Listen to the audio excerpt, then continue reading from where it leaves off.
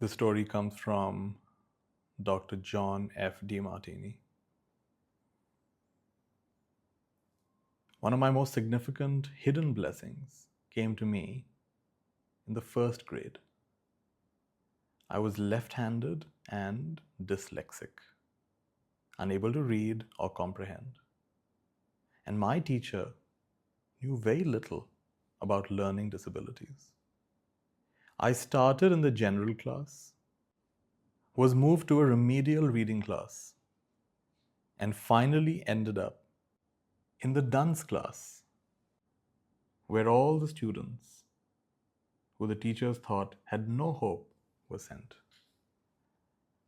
I would often have to sit in a corner and wear a funny looking cap to indicate I was stupid. I felt ashamed, different, and rejected. One day, my teacher asked my parents to come to class. In front of me, she told them, "Mr. and Mrs. Dimartini, your son has a learning disability. I'm afraid he will never read, write, or communicate normally. I wouldn't expect him to do much in life, and I don't think he'll go very far. If I were you, I would put him into sports." Although I didn't fully understand the significance of her words, I sensed my parents' uncertainty and concern. I went into sports and eventually developed a real love for surfing. At the age of 14, I told my father, "Dad, I'm going to California. I'm going to surf there." My father looked me in the eye and sensed I was sincere, and that no matter what he said, I was going to do it, because that was where I belonged. He asked me, "Are you capable of handling whatever happens? Are you willing to take whatever responsibilities come along?" "Yes, I am." He said, "I'm not going to fight you, son. You have my blessings."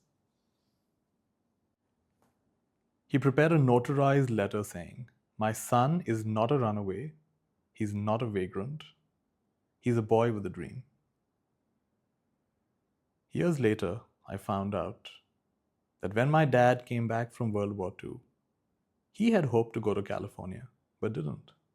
When he heard me say I was going there, I believe his old dream came back to him, and he thought, "I never made it.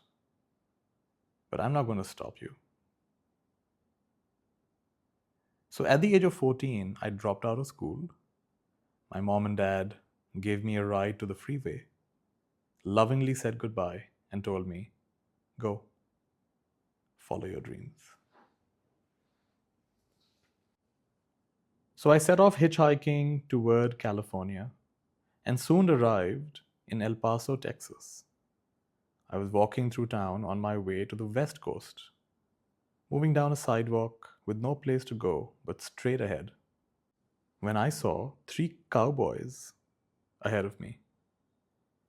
Back in the 1960s, cowboys and surfers didn't get along. An underlying war existed between the short-haired rednecks and the long-haired whitenecks. As I walked down that sidewalk with my backpack, surfboard, long hair, and headband, I knew I was about to be confronted. As I approached, they lined up across the sidewalk and stood there with their thumbs in their belts. They weren't going to let me through. I was thinking, "Oh God, what am I going to do?" When all of a sudden, for the very first time, my inner voice spoke to me. It told me, "Bark." Now, that may not be the most inspired inner voice, but it was the only one I had. It said, "Bark." So I just went along with it and I started to bark. Ruff, ruff, ruff. And lo and behold, the cowboys got out of my way. For the first time, I learned if I trusted my intuition, amazing things would happen. I growled my way through the 3 men, still going, "Roar, ruff, ruff, ruff." And they moved out of the way, probably thinking, "This kid is nuts." As I walked safely past the 3 cowboys, I felt I had just come out of a trance. I slowly turned away from them as I came up to the corner, and there, leaning on a lamppost, roaring with laughter, was a bald headed old bum in his 60s or so, with about 4 days worth of stubble. He was laughing so hard he had to hang on the lamppost to hold himself up. Sonny boy, that's the funniest thing I've ever seen. You took care of them cowpokes like a pro. He put his hand on my shoulder and walked me down the street. He said, "Can I buy you a cup of coffee?" I said, "No, sir, I don't drink coffee." "Well, can I buy you a Coke?" "Well, yes, sir." We walked to a little shop with high stools. Inside, we sat down and he said, "So, where are you headed, Sonny?" "I'm going to California." "Are you a runaway?" "No, my parents gave me a ride to the freeway." "You dropped out of school?" "Well, yeah, I was told I would never read, write, or communicate. So I just went into sports. I'm going to California to be a surfer." He said, "Are you finished with your Coke?" "Yep." "Follow me, young boy." So I followed this scruffy man, and he took me a few blocks down the street, and then a few more blocks. And then he led me through the front doors of the downtown El Paso library. He pointed to a spot on the floor. "Put your stuff down here, it'll be safe." And we walked through the library, where he sat me down at a table. "Sit down, boy. Sit here, I'll be right back." And off he went into the bookshelves. In a few minutes, he came back with a couple of books and sat down next to me. "There are 2 things I want to teach you, young man. 2 things I don't want you to ever forget. Do you promise?" "Yes, sir, I do." My newfound mentor said, "Number 1, young fella, never judge a book by its cover." "Yes, sir." You probably think I'm a homeless bum, but let me tell you a little secret. I'm one of the wealthiest men in America. I come from the Northeast, and I have every single thing that money can ever buy. I own cars, planes, many houses.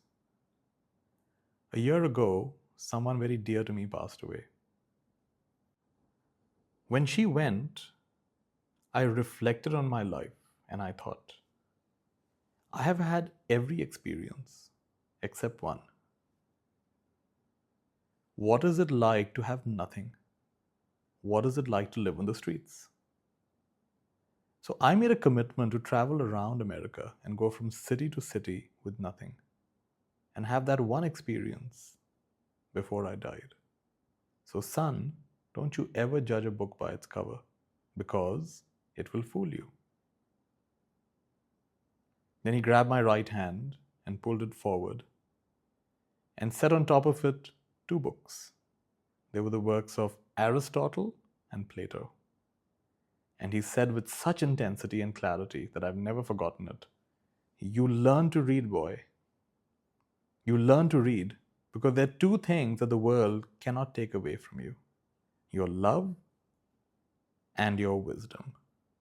They can take away your loved ones, they can take away your money, they can take away your reputation, they can take away just about everything, but they cannot take away your love, and they cannot take away your wisdom.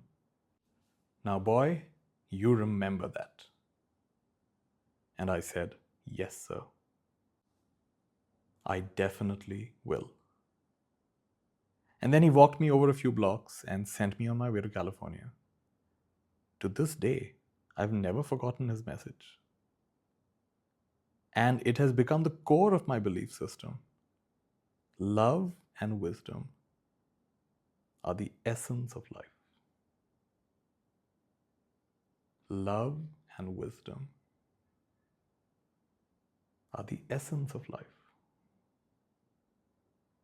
They can take everything away from you, but they can't take away your love, and they can't take away your wisdom.